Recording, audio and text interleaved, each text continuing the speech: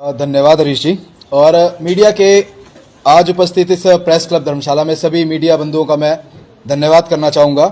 जैसा कि हम सभी के अभी ध्यान में आया है जॉब ट्रेनिंग का विषय, और हरीश जी ने भी आपको बताया कि आज युवा अपनी लाइब्रेरी को छोड़कर, जो युवा यहाँ पर पढ़ने आया है धर्मशाला में, कांगड़ा में, हिमाचल प्रदेश में, अपनी लाइब्रेरी को छोड़कर युवा आज प्रेस के समक्ष क्यों आया है। हम देख रहे हैं कि हिमाचल प्रदेश सरकार ने एक तुगलकी फरमान जारी किया जिसे नाम दिया गया जॉब ट्रेनी। जॉब ट्रेनी से हिमाचल सरकार एक ऐसा फरमान युवाओं के बीच जारी करती है कि युवा अब 2 साल के लिए हिमाचल सरकार के विभिन्न जो भी इनके पेपर्स निकलते हैं, विभिन्न दफ्तरों में काम करने के लिए जो युवाओं को ये प्रशिक्षित करेंगे। जब हम हिमाचल सरकार का ये नोटिफिकेशन पढ़ते हैं तो हम जब इसमें क्लॉज पढ़ते हैं तो हिमाचल सरकार लिखती है कि इसमें हम विभिन्न तरह से युवाओं को जो है वो ट्रेंड करेंगे, उनको प्रोफेशनलिज्म की तरफ लेके जाएंगे।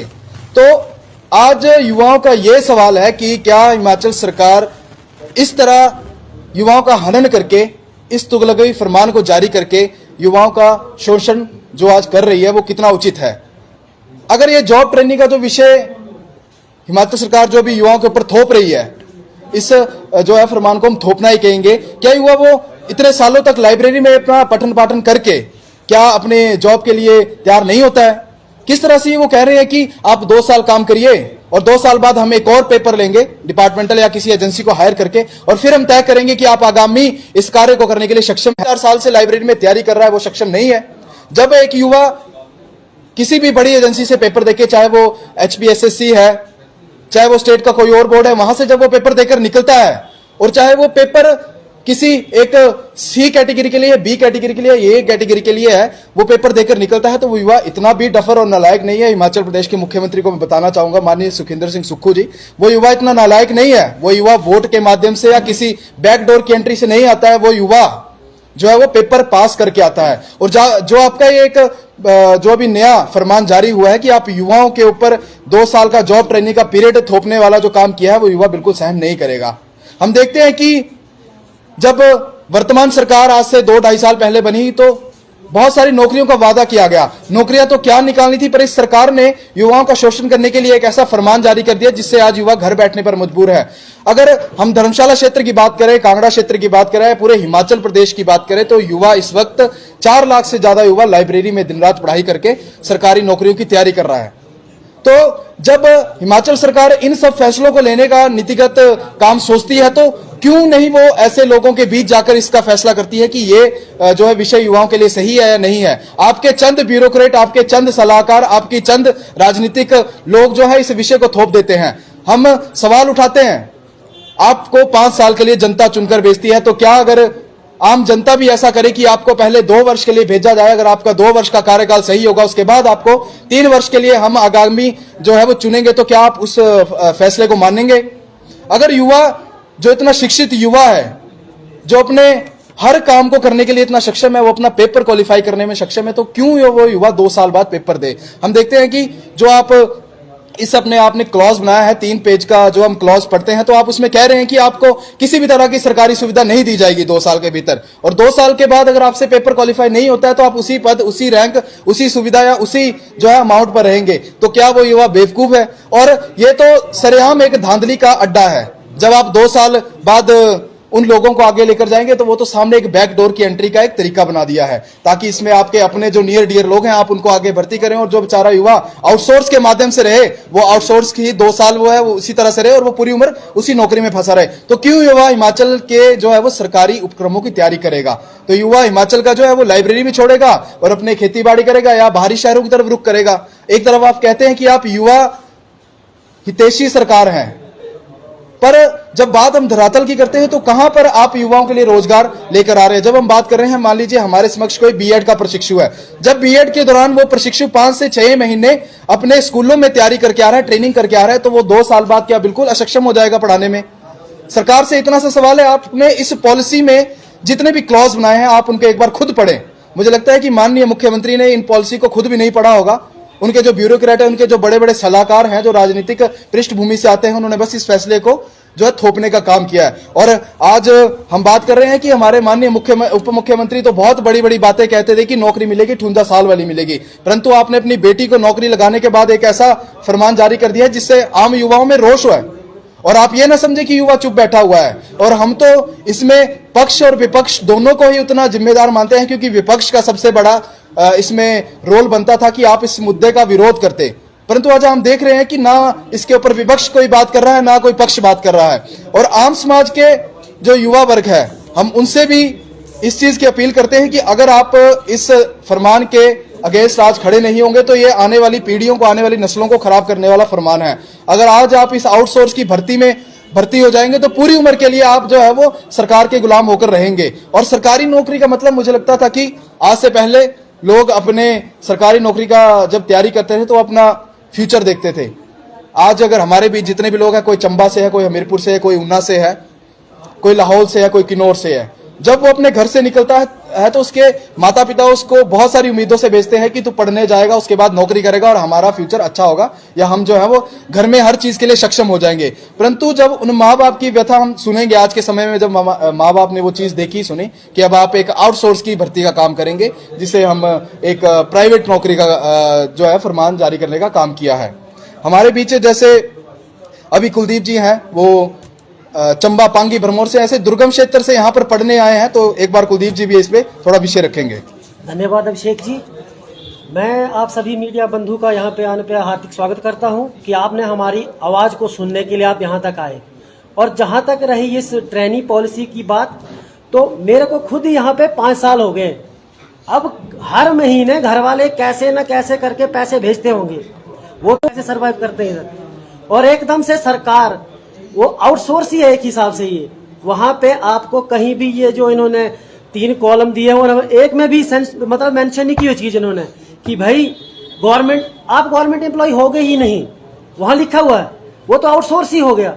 इन्होंने पहले गेस्ट टीचर पॉलिसी लाए, तब हमने विरोध किया तो इन्होंने वापस ले ली, ये वापस फिर ये जो है ट्रेनिंग पॉलिसी लाके ये फिर वही आउटसोर्स वाला सीन कर रहे हैं हमारे साथ। अब हम जो हैं इतने दूर दराज क्षेत्र से आते हैं, बड़ी मुश्किल से यहाँ रूमों में पता नहीं कैसे कैसे सरवाइव करते होंगे। ये तो सीएम साहब को थोड़ी पता है कि हम भाई कैसे सरवाइव कर रहे हैं इधर। अब उनको थोड़ा सोचना चाहिए। 2 साल के बाद कहाँ जाएगा। मैंने ही बीएड कर रखी है, मैं कमीशन क्वालिफाई करके जाता हूँ अगर, तो 2 साल बाद फिर मैं कहाँ जाऊंगा। मेरा गवर्नमेंट से ये सीधा सवाल है कि मैं कहाँ जाऊंगा। आपने उसमें कुछ मेंशन नहीं किया हुआ 2 साल के बाद आपका क्या भविष्य होगा। इसमें कोई इन्होंने मतलब कुछ भी मतलब ये सरकार है तो कुछ भी करेगी। अब हमारे जैसे आम जो परिवार से आते हैं उनके लिए गवर्नमेंट जॉब एक सपना है, और उसको संजो के रखने के लिए हम यहाँ पे 5 से 6 साल से लगातार लाइब्रेरी में मेहनत कर रहे हैं। और आपके माध्यम से मैं ये लाइब्रेरी में पढ़ रहे युवाओं से भी अभी टाइम है, बाद में फिर पछताने से कोई फायदा नहीं है, क्योंकि अभी गवर्नमेंट अभी नहीं जागे तो गवर्नमेंट कभी नहीं जागने वाली।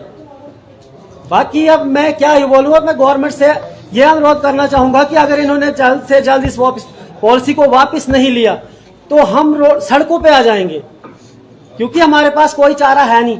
हम किसी पॉलिटिकली बैकग्राउंड से नहीं करते ना। हमारे घर वाले जो हैं कि बड़े भाई अंबानी हैं कि बड़ा खुला पैसा उनके पास, बड़ी मुश्किल से यहाँ पर गुजर बसर हो रहा हमारा।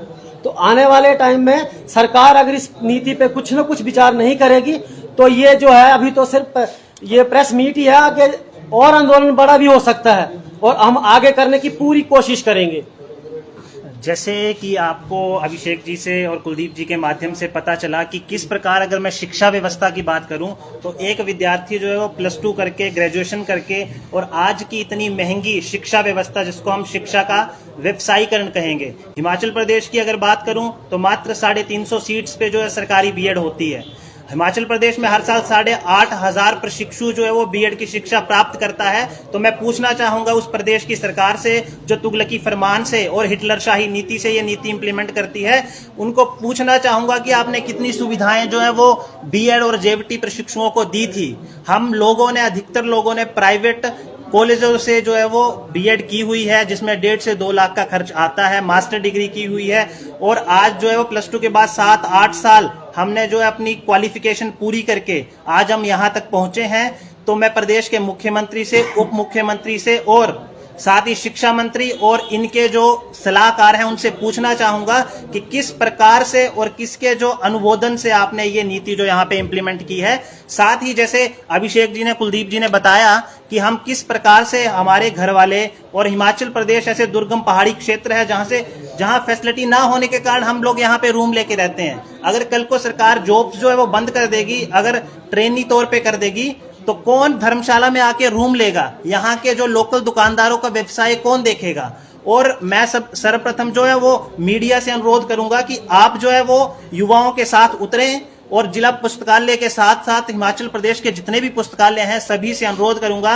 और हम आज जो इस धर्मशाला में एकत्र हुए हैं, तो विशेष तौर से मेरा आग्रह रहेगा धर्मशाला और जिला कांगड़ा के युवा साथियों से कि अपने अधिकारों के लिए रोडों पे उतरें, हमारा सहयोग करें। हम जो है आप मीडिया के माध्यम से अपना जो है टेलीफोन जो नंबर है वो भी आपके साथ शेयर करेंगे। आप ज्यादा से ज्यादा संख्या में जुड़ें ताकि हम जो है इस जॉब ट्रेनिंग पॉलिसी का जो है वो खुलकर विरोध कर सकें और सरकार को बता सकें कि हम सिर्फ जो है वोट देने की मशीन नहीं है।